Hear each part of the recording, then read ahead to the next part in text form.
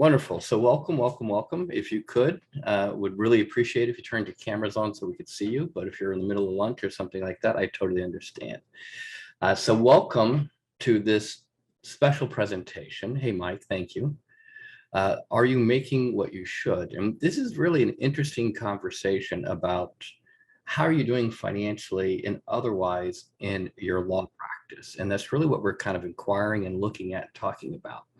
Now, to give you some context, if you can see this on your screen, my name is Steve Reilly. I get the privilege of doing today's conversation, our workshop, I guess. And my background is kind of interesting in that I've spent the first 10 to 12 years of my career doing litigation, trial work, a lot of plaintiff's work. Then I spent another 10 to 12 years doing estate planning and elder law. And then in the past 10 years or so, I've been with Atticus, advising lawyers on how to grow their practices and have a great life. And so I've spent the majority of my adult career as a solo small firm attorney. And one of the interesting conversations that I've had with other solos, and myself and my wife for the past 30 years, is this worth it? Like, is it worth it? And so that's really what I started to exploration about. Is it worth it? What does it mean? How does it show up? How do you measure your success here? And then how do you benchmark your success against other people? And just to kind of give you a background, our company, if you've never dealt with us before, it's called Atticus. It's named after Atticus Finch. Our website's Atticus Advantage. And really, we've been around for 30 years, and we help solo and small firm attorneys, help them really grow their practices and focus on having a great life. You got to have both to have an extreme, in my opinion, a very successful practice. You want to have a great life, not just a high income practice, but a practice that gives you meaning, a practice that gives you purpose, and a practice that makes you happy. And really, the goal for our program today is help you think about your profitability and your time in the office. So I'm going to give you some interesting statistics that we've discovered in research and give you the sites if you're interested, so you can check them out yourself, on what solo and small firm attorneys are making. And then really starting to wrestle, are you making what you should in the practice? Are you really kind of there where you want to be in practice? So we've experimented with a little poll, and we're going to attempt to share a poll with you if you're ready for this. Abby, if you like to, let's launch the poll and try it. All right, so hopefully you can see this poll on your computer. And if you could just play along with me. Hey, Mike, nice beard, by the way. So welcome. So if you could, for really simple questions. I'm delighted. I'm thrilled with the amount of money I'm making as a solo. 2 is I'm frustrated because I'm not happy about the money. My income is okay, but I wish I could make more. And my favorite is I don't know what I'm making because I'm too busy to look, which is how a lot of solos end up. Like, we just don't know what we're doing because we're just too busy. We're just running as fast as we can. So good. If you could just put it in so we can see. And Abby, I think I can end it on my end. Is that how it works? Okay, yeah. So I'm gonna end the poll and look at it real quick. All right. So I'm post the results. Let's see if you guys can see the results. Abby, can you see the results? Yep. Okay, great. So that's terrific. So 20%, 19% are delighted with what they are making. A quarter are frustrated. 52% are, this is okay. It's okay. I wish I could make more, which actually, this is a good sign, because making more is fairly easy to do if you're open to making some adjustments in your practice, and it's really easy to do, so that's good.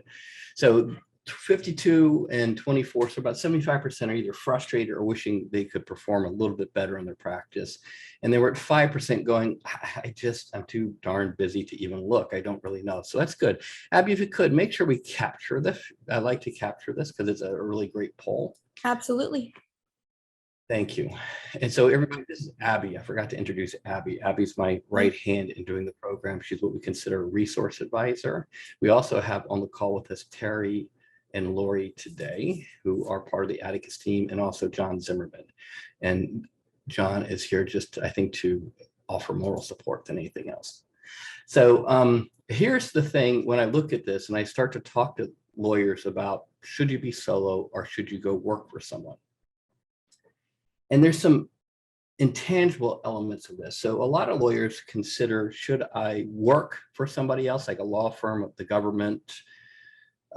Should I take corporate counsel position? What should I do? And there's a very small percentage of us that actually end up in that role. But the lawyers that do so usually go for it because they like the guaranteed money and they like the security of it. Others of us would be considered gamblers or risk takers because we open up our own practice. And I always make the argument, is this an investment by us into how we spend our lives and time, or is it a gamble? And usually what drives lawyers to open up their own practice is not really the money. The first thing that drives lawyers to open up their own practice is autonomy. And so when you start wondering, is it worth it? Are you getting the autonomy that you want over the way you practice? And I think for a lot of lawyers, this is a big driver. I don't think a lot of us have what I would call income, or what Michael Gerber would call an entrepreneurial seizure. I think a lot of us have autonomy seizures where we're like, really, I want to practice differently. I want to have control over how I practice. I want to control what I charge. I want to control who I represent. I want to control the type of law that I practice.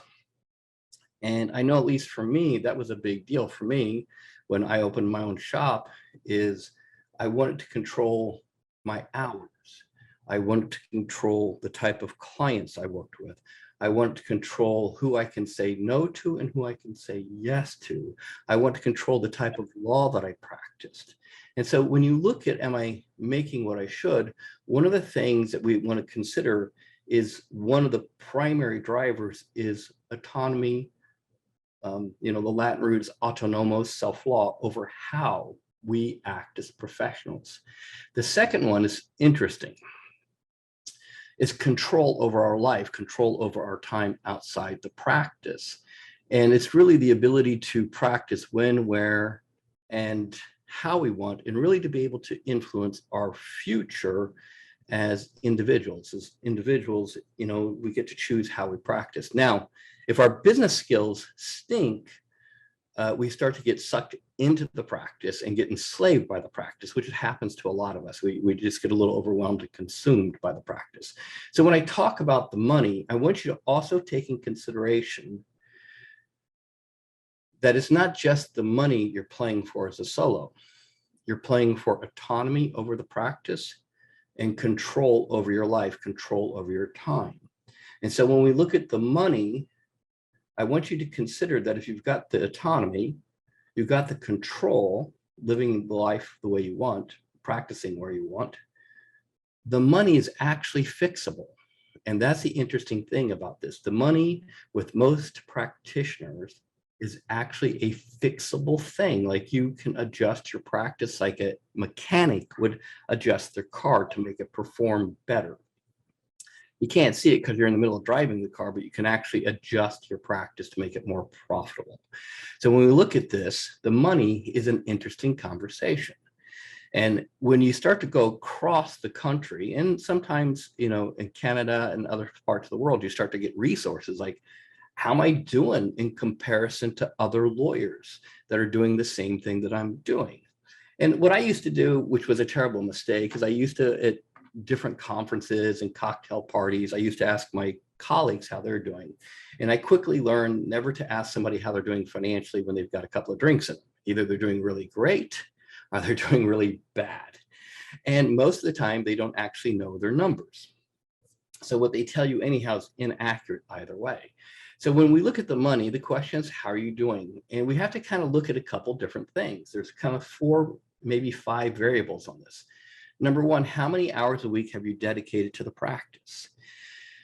Now, if you're a parent at home who's also primarily focused on raising children and you're making the practice part-time, then we have to take that in consideration in our numbers. If you are working full time and you've said, I'm not going to work more than X hours a week in my practice, we got to take that in consideration. Or if you're all in working 80 hours a week, 100 hours a week in your practice, then we need to take that in.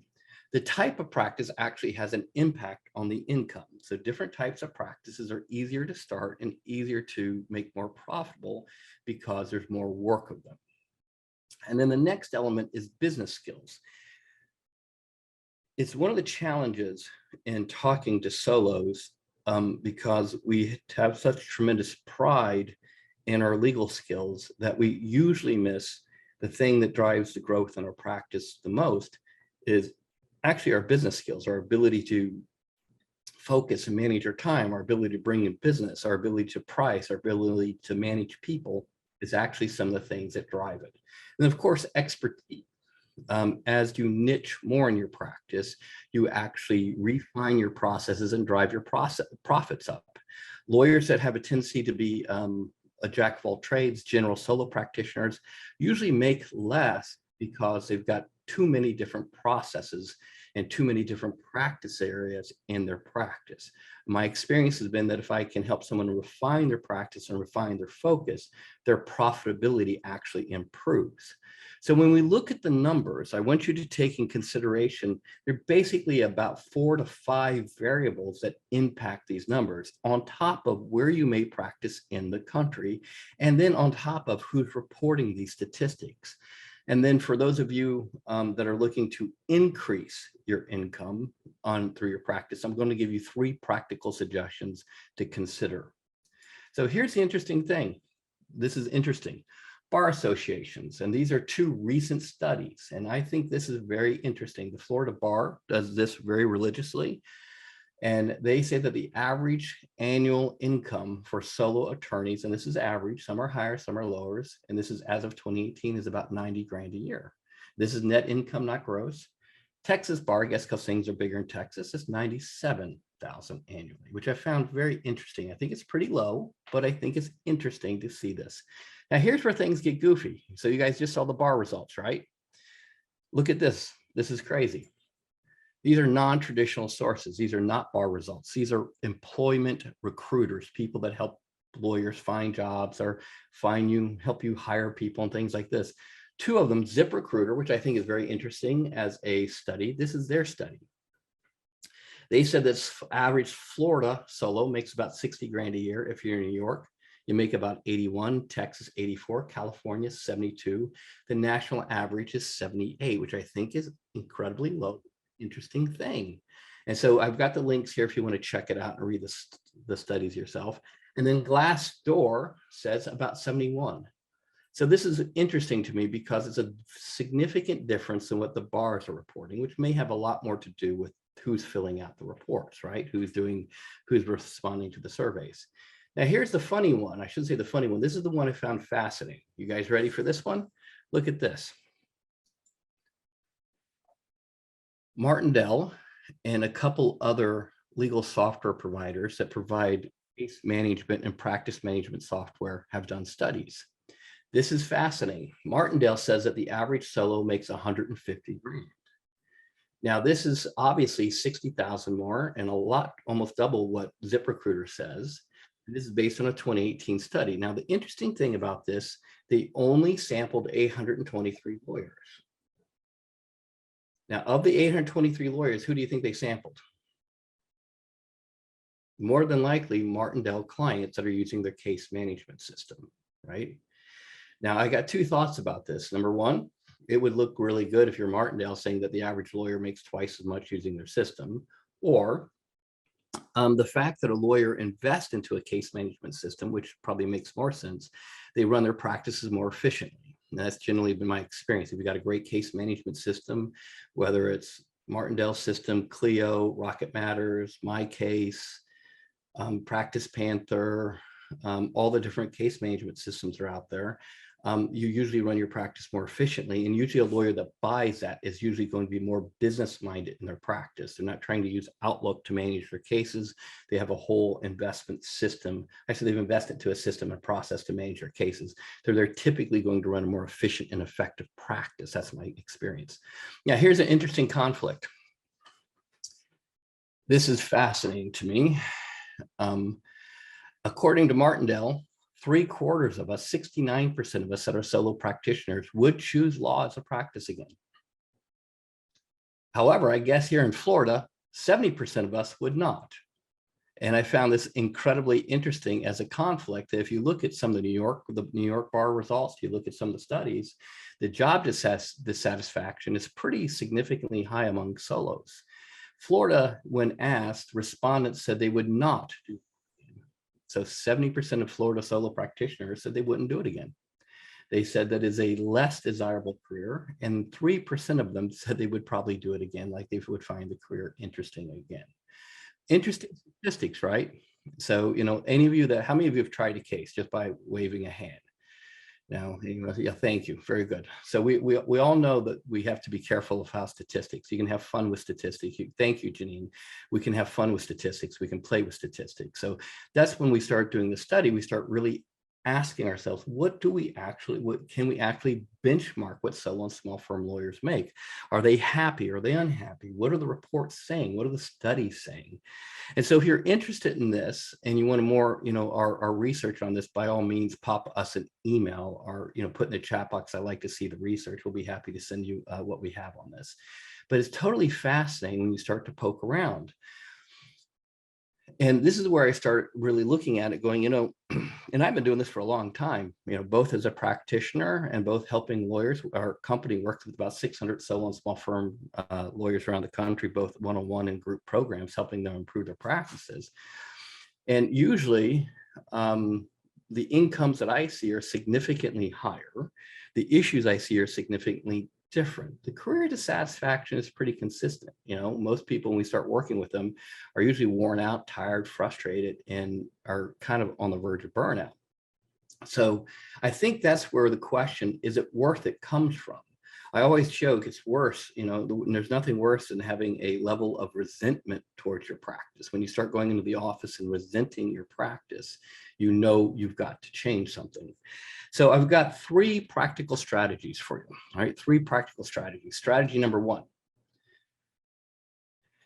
Look, if you're trying to make more money, stay away from CLE, work on your business skills. It took me about 15 years to figure this out. After 10 years of trial work, I was about as good as I was going to get. What I need to work on was my communication skills with my team. I need to work on my marketing skills. I need to work on my time management skills. And so if you're looking to actually improve your income, you're about as good as you're going to get as a lawyer. Everything else at this point in time is building on nuance. You're getting 5% better, 2% better, 3% better, but getting 20% better on your marketing is going to have a radical impact on your gross and net. So my first recommendation, if you're really looking to improve, doing this for 30 plus years, start to say, okay, I'm going to pivot some of my focus and some of my time over my business skills. And remember, this is a 3-prong return on investment. First, you're having control. So you have to look, do I have control over how, where, and the way I'm living my life? And that's really important, because if you're not happy, you don't think you have a great life, then we've got to realign why you're practicing, not how and what, but why. What's going on? Why are you misaligned? 2 is autonomy over what and how you practice. And that's incredibly important from a professional perspective. And 3, your profitability is actually somewhat easy to fix. It's one of the funnier things I've learned. I can, like a mechanic, I can fix about any practice if the practitioner is open to taking advice and making adjustments in their practice. You can actually, it's just like a race car. You can put air in the tires and make it go faster. You can put different fuel. You can make some adjustments to the engine. It's almost a mechanical process. The driver of the car has to be comfortable. The driver of the car has to be comfortable in making those changes. Okay, you have to be comfortable. So just remember, if you're going to go for growing your practice, you got your legal skills, your business skills. And if you're looking at growing your business skills, first one you got to focus on is time management, because you got to open up space in your calendar. 2 is how to get better cases in the door. Not any case, but good cases. 3, building a good team, not a mediocre team. All right. A lot of lawyers were just happy to have someone dependable showing up on a regular basis. If you got somebody dependable, we're like, oh, thank God, I got somebody dependable. But over time, to actually grow the practice, the secret when you get past about 4 to 6 employees is actually quality of team, not quality of cases. Quality of cases is always critical, but as you go to 6 and up employees, it's actually team and learning how to increase your span of management, improve your management of your team, your case management, your prospect management, actually the management of the organization starts to drive profitability and growth more so than a lot of other things. And then understanding how your numbers work, increasing cash flow and profitability. Especially right now in a time period of extremely high inflation, you have to understand how to protect your margins, manage your costs, increase your pricing, case selection, especially for those of you that do PI and family law, could never be more important than it is right now. Case selection is incredibly and critically important in a inflationary period. So you have to be super hyper focused on case selection. Now, 2, prioritize. Prioritize and sharpen your focus becomes a critical element. Now, I don't care how you do this. We've designed a planner for our clients. Our planner operates around one of Peter Drucker's principles that when you go into the office, you can't get 55 things done. You have to get clear on what your top 3 are. So focus on one of the 3 most important things. Now, I strongly encourage this. It's one of the things I do. It's one of the things I encourage my top producers to do, some of the managing partners to do, is to step away from the screen and use your organizer. This is our organizer, but use your organizer to plan your week with a pencil or a pen, whatever works for you, but actually use a paper planner. Now, I don't care whether you use our planner, the Great Life Planner. I don't care if you use a paper towel. But what I do care, whether it's a napkin, Post-it note, what I care is that you spend about 5 minutes every morning that you write, what are the 3 most important things I got to get done for the day? What are the 3 most important things I got to get done for the day? Because if you go in trying to do everything that's in your head, you're just going to leave the day overwhelmed. So you have to actually focus and decide what are the greatest things that I can do, or the 3 most important high impact things I got to get done today. And it's hard to do because there's so many things coming at you, but shut down the email, turn off the phone, step away from the computer and focus just for a few minutes. What are the 3 most important things I have to get done today? For some of us, it may be leaving on time and getting home. For some of us, it may be making a doctor's appointment that we've been putting off. For some of us, it may be doing some marketing. For some of us, it may be dealing with something we're procrastinating on. Whatever those 3 things that are most important, you have to have clarity on those. Otherwise, you're just drowning in stuff. So the most focused lawyers, in our experience, have developed a habit of stepping away from their electronic screens. The other thing I'm going to recommend, if you're not making what you should and what you'd like, is to go on a volunteer diet. We, as lawyers, we over volunteer and we get overly recruited to serve on boards, committees, and things like that. My strongest recommendations, if you're not making what you think you should, is diet it down to 1 volunteer commitment, and that's it. Just one thing that you care passionately about. Don't do anything more than just 1. And if you're thinking you're getting a lot of business by your volunteer activities, my experience is you're not. I would track it, because if your days look like this jelly bean jar, you're not going to get much traction. You're not going to make any changes. It's going to be almost impossible. So for me, my recommendation, if you're actually trying to grow the practice, you actually have to reduce the amount of stuff in your calendar so you have time to work on the practice. Strategy 3 is pretty simple. And I'm also going to tell you that we're doing a workshop on strategy 3 next week. But strategy 3 is very simple. Focus on getting better referrals in the door. Now, most lawyers are reactive in the referrals. And really, if you're going to grow your practice, I want you to think about what is your referral process. I want you to be clear about who you're going to talk to about getting cases, what to say when you talk to them, when to say it, how to say it. I want you to track, are you getting business? And I want you to have some kind of accountability mechanism. Because if you're trying to get business in the door and you want high quality business, you need to know who to talk to get the high quality work. A lot of lawyers have a tendency to hang out with their friends who aren't great referral sources. I'm the first to admit it. I have a lot of friends I like to hang out with and go to lunch with, but they're not great referral sources. because they're busy hanging out and having lunch with their friends. So if you're actually looking to develop some good quality referral sources, especially attorney to attorney, this is one of the core ways of doing it, is saying, okay, who should I be talking to that's in a better position to send me business? We're doing a deeper dive on this next week. We're doing a day and a half, or excuse me, a 90-minute workshop on this. We should probably do a 3-day workshop on how to build a referral-based practice, but we're doing 90 minutes. And I'm going to work on things that, quite frankly, help me grow my practice. So proven strategies that work, understanding the process, where to start, what to say, when to say. And I want you to work. One of the most important things for me is learning how to ask for business in a way that's comfortable, ethical, and authentic for you. And that's one of the most important things, is how do you ask clients for work? How do you ask referral sources for work? How do you ask friends for work in a way that's authentic and comfortable for you? This is a funny statistic. The lawyers that ask for business increase their income by about 50%. About 50%. You don't have to do much more other than ask, and knowing how to ask for business and describing what you want is a critical element. Now I'm going to let those of you, because I know it's lunch hour for some of us on the East Coast, I got about 3 minutes left. I'm going to hang out for 10 or 15 minutes afterwards. If you want to do more conversation about this, be happy to do that. We do have a half off coupon if you're interested for that. It's called half off referral. So if you want to join us next week, we'd be delighted to have you.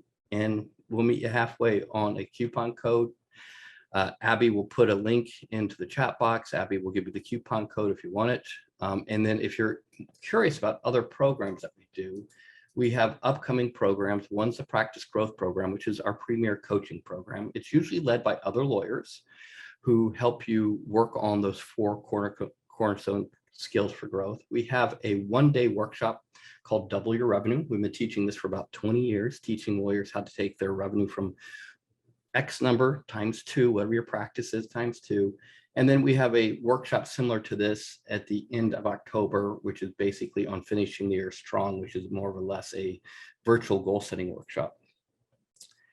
So as I bring us to a close for today, my thoughts to you as my brothers and sisters of the bar is, when you start to benchmark yourselves against other lawyers, you're benchmarking on 3 things. 1, control over your time. Are you living your life the way you want? 2, autonomy over your practice. Are you practicing the way you want? And 3, are you making what you want? If you have 1 and 2 working for you, 3 is easy to fix. If you have 1 and 2 and 3 all working for you, life is beautiful. If you are feeling deficit in 1 or 2, it's actually easy to do, but you have to do some work. It's probably harder to do than increasing your income, interestingly enough, because you got to do a little bit of soul searching on what's not working on 1 and 2. Now with that, I'm going to stop sharing. I'm going to check in, go to my gallery view so I can see everybody and see if anyone has a question or issue they'd like to talk about as we wrap up.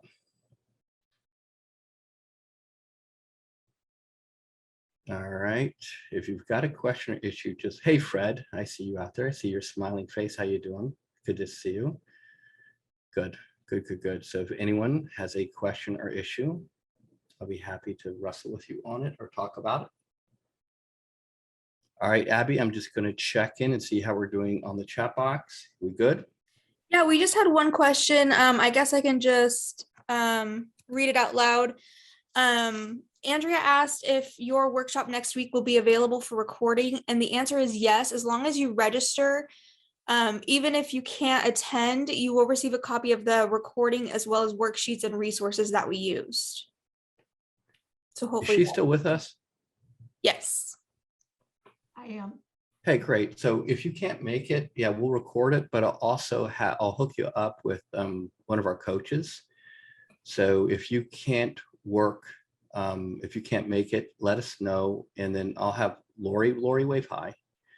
Lori will be happy to spend, I'll volunteer Lori to spend a little bit of time with you on the phone to kind of see what we can do to help you apply what you learn in the workshop, because Okay. it's going to be That's kind of great. hard to do. I've been in the practice growth series before, so I should be pretty easy to coach. Okay, good. Perfect. Yeah. Thank you. Thank you. Just want to make sure. Great. Make sure you're taken care of. Anything else? Steve, I do have a couple more questions. Sure, far away. The first one's from Joyce. She said, does this workshop next week work for attorneys in a firm setting? Yes, it actually works really well for attorneys in a firm setting. If you, anyone who's looking to get more business, whether you're in a firm setting or on your own, it will absolutely help. Look, I tell you, I hated to learn how to do referral-based marketing. It terrified me. And I realized how terrifying it is. So it's actually a competitive advantage to learn how to do it and learn how to do it. Not great, but just mediocre, because mediocre on referral-based marketing is 100% better than not doing it. So it's actually a huge advantage. So for me, one of the discoveries I had is a fantastic way and a cost-effective way of not only making great business relationships, but friendships, just friendships. So some of the guys and gals that I've developed relationships with, I still have today. And it's been out of the referral-based marketing approach. It's just phenomenal. It's been such a huge game changer for me personally. I love talking about it and sharing it. It's fantastic. So anything we can do to encourage you to do it, because a lot of lawyers are like, why can't I just tweet myself to make more money? Can I, put things on Facebook? Can I do LinkedIn? Those things support you, but they don't get you high caliber cases in my experience. They keep you top of mind. They keep you out there as a thought leader. But people are going to refer business to you because they know you, they trust you, they like you. And they're not going to know you, like you, or trust you if they don't know you. And I know it sounds profoundly simple. One of my biggest cases came from a financial planner from a town 2 hours away from me. True story. And I love this story because it was so humbling for me. He sent me this fantastic case, just a fabulous case. Our firm made a lot of money off this case, a fantastic family with a very complicated problem. And when we got the case, I was so excited. I called the guy to thank him for a referral. He's a financial planner in a very small town. And I called him, I said, was it because of the workshop that we taught? Or was it because of our really cool marketing? Was it because of our great newsletter? Was it because of this? He said, no, Steve, it's because you're the only lawyer I know. And that's how we got the case. And I got the biggest charge out of that. I was like, well, okay, great. So I was the only lawyer he knew. That worked out beautifully. It worked out beautifully. It was right in my wheelhouse. He was on my newsletter. He responded to it. He got this case in the door. He tripped over it. He didn't know what to do. He referred them to me. I was the only lawyer he knew. And I kept pinging him for 2 years on the newsletter. And after 2 years, he sent me this magnificent case and a wonderful family. It was because I was the only lawyer he ever met in the business. So I always have to remind myself, had very little to do about my amazing marketing, was the fact that I just got in the way. And I reminded him I was still there. That was simple. So good. Any other questions, Abby? Anyone else? Everyone else is here, but quiet. Michael Flynn, can you hear me? Fantastic beard, by the way. Thank you. It's a couple of years in the making. It is a beautiful beard. I have beard envy. I'm very Fred and John has one, and I'm like, I would love to grow a beard like that. It's just good. Thanks, appreciate that. That's all. That's all I want to say. Great beard. Nothing else. Just love beard envy. All right. With that, Abby, if nobody else has a question or a thought, I will pull us to a close. Thank you for joining us. Would love to see those of you that can later in the referral workshop so we can do more work together. But thanks for joining us. Hopefully you found it useful and informational and helped you do some thinking about your practice. With that, everybody, take care. Bye.